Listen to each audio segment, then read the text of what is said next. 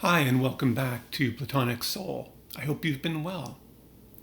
Today we'll be looking at why, in my opinion, the Platonic tradition is telling us we need to be radically open to our emotions if we want to lead better and happier lives. It actually has a lot to do with this, for Plato, highest form of human cognition, noesis, which we talked about last time. You might remember that noesis involves an immediate unity of subject and object, knower and known. To use somewhat simpler language, we're talking here really about those aha moments we all experience when we seem to see something in an instant, in our mind's eye. Moments that might follow a chain of reasoning but yet seem above it in some way because they don't seem to involve the kind of separation that we experience in this abstract thinking that we normally think of as reasoning, where we're manipulating concepts as it were as sort of arm's length tools. And noesis, this immediate knowledge for Plato, is how we come to know the good itself. Specifically, last time we talked about how emotion, or if you prefer feelings, may be essential to noesis of the good, if you like, at the heart of it.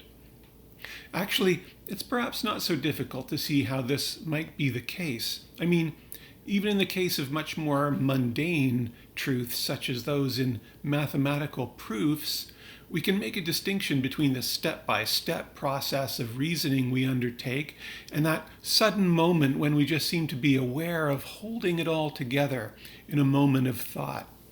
So, how is it we become aware of this moment of what you could call unitive knowledge?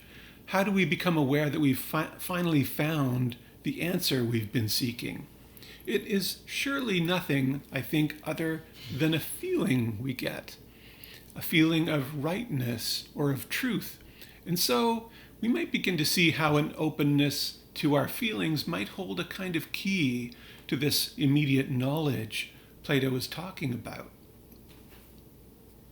As I also mentioned last time, though, there are lots of apparent difficulties involved in claiming that Plato closely associates or identifies this highest form of knowledge with feeling.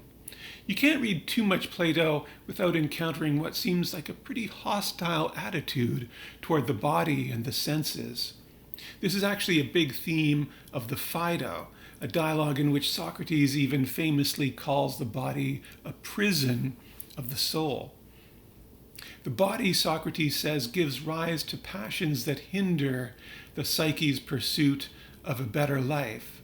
It, quote, fills us with loves and desires and fears and all sorts of fancies and a great deal of nonsense. There's also a discussion in Book 10 of the Republic of what Socrates calls the inferior part of the soul, which he associates with the sensory and the emotions. He talks about how knowledge based on the senses is the least reliable, giving as an example our tendency to fall for illusions when relying only on our senses, taking an object in water to be bent when it's actually straight, for example. And he contends that our emotions are prone, especially under the influence of some poetry, to corrupt the higher reasoning element in us. And generally the need for this higher rational part to control the lower passionate part of the psyche is one of the great themes of the Republic. Finally, Plato also associates in his Theaetetus the evil of subjectivism that he saw in the Sophists with a mistaken belief in the idea that knowledge is essentially a matter of sense perception. He talks about this saying attributed to the sophist Protagoras, that humankind is the measure of all things, and he takes it to mean, quote, things are for me such as they appear to me, and for you, in turn, such as they appear to you. So it's almost a kind of relativism. A knowledge that relies on the senses leads for Plato to the corruption of the individual psyche, and as it spreads to the corruption also of society, because such knowledge is not based on any kind of absolute or objective truth, only on subjective impressions. So, how do we reconcile all this with the idea that we come to know the good, that we come to a better life through emotion or feeling? And by feeling here, of course, I mean feelings in the emotional sense rather than mere physical sensations, such as you might get from stubbing a toe. I think the difference lies in a single principle, which I've touched on before in this series: objectification. When Plato speaks of the body's effect on the psyche, or of knowledge based on the senses, what he actually means is what you could call an objectifying consciousness. These moments that involve the rational, abstractive mind creating objects of thought out of its sensory experiences. So, for example, this tendency I mentioned earlier for the mind to judge that a stick poking up out of water is bent when it's in fact straight is actually not really purely a sensory experience. It also involves the mind, because the mind makes the stick an object of thought that it judges to be a certain way. And that's how the possibility of error comes in. But the knowledge of the good that is open to the psyche through feeling is not like this. I think Plato believed it was possible for the psyche to come to this higher knowledge, this knowledge of the good, through a kind of cognition of emotion or feeling in which objectification is suspended. To put this again more plainly, I'm talking about what I described last time as a radical openness to feelings, one in which the mind or ego actually avoids trying to make an object of thought or come to any kind of judgment out of its encounter with feeling.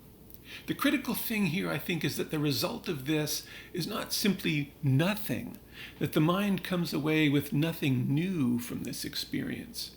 Somehow, for Plato, when we open ourselves up to our feelings in this way, we are transformed by the experience and come to a new knowledge of the good, even if it's not something we're able immediately to articulate. So where does Plato say this? Well, the answer is nowhere, really. At least he doesn't use this language. He doesn't speak in these very modern terms of radically opening ourselves up to feeling. But it's clear that he does believe affective experiences, encounters with beauty, for example, transform the psyche for the better, or can do so. He speaks at one point in the Republic, for example, of the power of music to restore the psyche, seemingly without any conscious effort. In that work, Socrates says it is important for the young to be brought up exposed to the beautiful work of talented and inspired artists, so that they, quote, dwelling as it were in a salubrious region, may receive benefit from all things about them, whence the influence that emanates from works of beauty may waft itself to eye or ear like a breeze that brings from wholesome places health, and so from earliest childhood insensibly guide them to likeness, to friendship, to harmony with beautiful reason. He's also fond of using religious language to describe this process. We've talked about how in his Phaedrus, for example, Socrates says the psyche is a, quote, kind of seer. And in the same dialogue, he talks about the transformative potential of unitive states, those in which the ordinarily divided psyche, instead of interpreting and objectifying, simply opens itself up to a source of truth beyond words and comes to a better life thereby. And he uses the term divine madness to denote these states. And spurring the psyche to this source of truth, of course, is our old friend Eros, that urge for the good in one that manifests itself in the most bodily ways.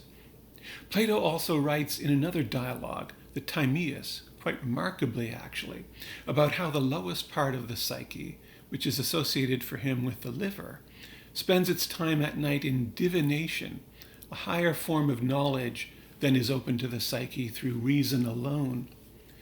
Through dreaming, he writes, No man achieves true and inspired divination when in his rational mind, but only when the power of his intelligence is fettered in sleep, or when it is distraught by disease or by reason of some divine inspiration.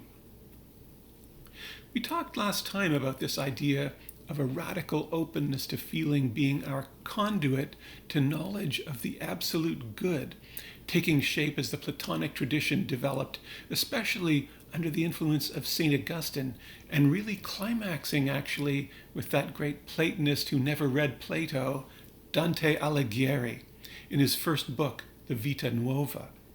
Just as with art and dreams, so there's an inarticulate, immediate cognition of the good also in the mundane mysticism of human feeling. If our desire is for the good itself, then the entire range of human emotion must be telling us something, though not verbally, about the good. Why emotion? Because emotion is precisely the psyche's censor of the good. What our feelings are assessing really at every moment, though we may or may not be aware of it, because we're focused on other things, is our constantly shifting relationship to the good. So, for example, joy tells us of the presence of the good in our lives. And even difficult emotions like grief tell us something of the good, that it is absent, and this sense of absence can actually, I think, be seen as a seeing of the good in a kind of negative way by what it is not. So why does objectification or not make such a difference? Well, we talked very early on in this series about how all objectification, all abstraction, because abstraction involves the mind making objects for itself, while it's part of being human and necessary for our survival, also removes or alienates us from reality in some way, because it necessitates taking things out of context. This is precisely what it is to make an object of thought out of something, to say that it's this and not all these other things that are in its context. And so objectification, while leading us in some ways to the truth of things, also necessarily involves us in error, or at least at the very least, incompleteness and separation. But the highest good must not involve us in this kind of thing, this alienation. And so the kind of knowledge of it that we yearn for must in some way transcend abstraction and objectification. It must come to us instead through radical openness. We saw with Diotima's ladder that the good has this inherent tendency, especially if that mysterious leader that she mentioned leads right, to want to be seen in its purity. And we see this theme come out especially powerfully in the Vita Nuova of Dante that I just mentioned. Eros, or amore as Dante would say, wants to be understood. But for this to happen, we must avoid fixed judgments about what our feelings mean, or reducing them to formulae. Otherwise, we'll be stuck with exactly the kind of subjectivism that so disturbed the Socrates of the dialogues. So, for example, on the one hand, humans do have, as Diotima says, this capacity to see the absolute beauty or good, and this is human life at its best.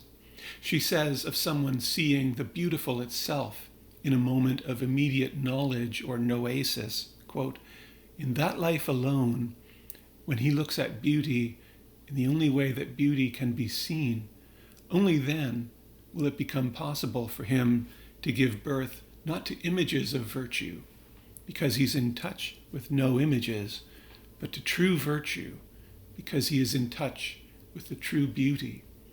The love of the gods belongs to anyone who has given birth to true virtue and nourished it. And if any human being could become immortal, it would be he." At the same time, the joy that we experience when we possess the good is also going to have some contrary element in it, because generally the good that we possess is limited in some way. we have to remember, as Diotima has told us, that eros is always going to be poor in some way, which is really just another way of saying that it wants to show itself to us in its fullness. It doesn't want us to be complacent and satisfied with lesser goods.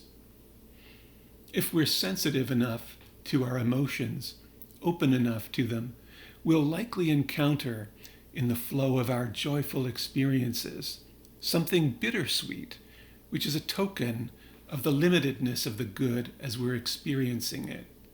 And it's precisely by not seeing this limitation that we get all sorts of evils.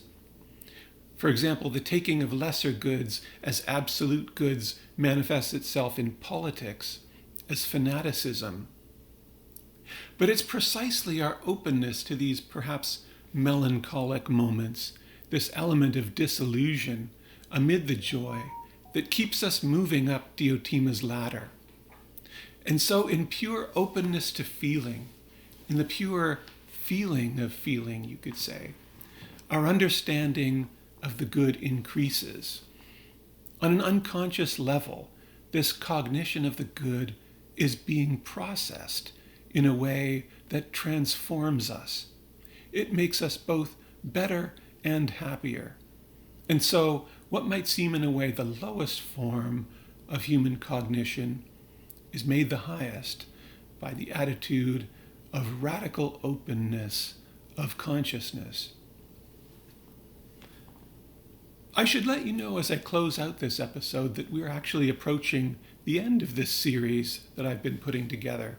I'll probably do 2 or 3 more episodes and then wind it up, though I imagine I'll want to periodically release Platonic rantings and ramblings. But this particular series on Platonic love is almost at an end. So one more question I want to deal with before reaching the end has to do with the role of the other in all this. Because much of what we've been talking about through this entire series has been highly suggestive of intense introspection, maybe even of a kind of intense solitude that we may have come to associate with mysticism. And yet it would be weird, wouldn't it, to have a teaching on love that is all about self. So the question may have arisen, where do other people, or gods for that matter, enter into all this? Anyway, I look forward to tackling this question next time. I hope to see you then, and until then, be well, and thanks for watching.